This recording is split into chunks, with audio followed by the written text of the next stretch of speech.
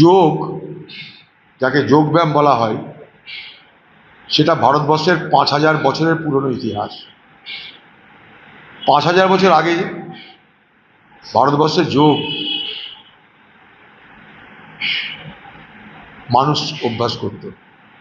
হরপ্পা মহেঞ্জোদারোতে যে সমস্ত ধ্বংসাবশেষ পাওয়া গেছে, সেখানেও যোগাসনে বিভিন্ন মূর্তির দর্শন পাওয়া যায়।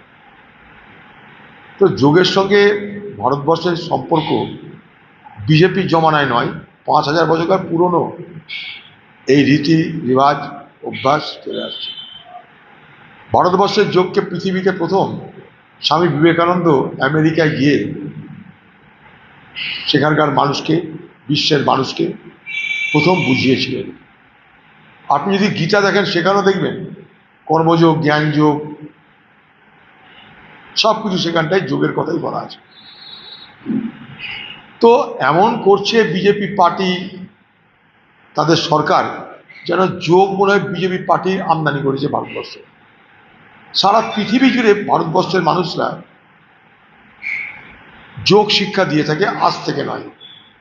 আমেরিকা, ইউরোপে পর্যন্ত শয়ে শয়ে স্কুল আছে যেখানটায় ভারতীয়রা যোগের শিক্ষা দিয়ে থাকে।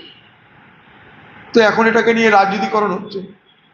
কোনো কিছু যেমন বাদ যাচ্ছে না, যোগও রাজনীতি বাইরে যাবে কি করে? তো যোগ বিয়োগ গুণ ভাগ যা কিছুই হোক, মানুষের ভালো হোক, এটাই আমাদের দাবি। রাজনীতি হতে থাকবে, কিন্তু সব কিছু নিয়ে রাজনীতিটা ঠিক মানানসই হচ্ছে না। যোগ ভারতবর্ষের আদি প্রথা, আদি নিয়ম।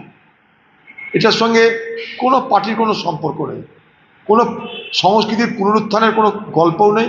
সেখানটায় কে সংস্কৃতি পুনরুত্থান করছে তারও কোনো গল্প আসে না। আপনি যদি বুদ্ধবধ গৌতম বুদ্ধকে দেখেন, এবার যোগাসনে বসে আছে, তাকে পুনরুত্থান এখন হলো না, তখন হয়েছে। বেকার কথাবার্তা।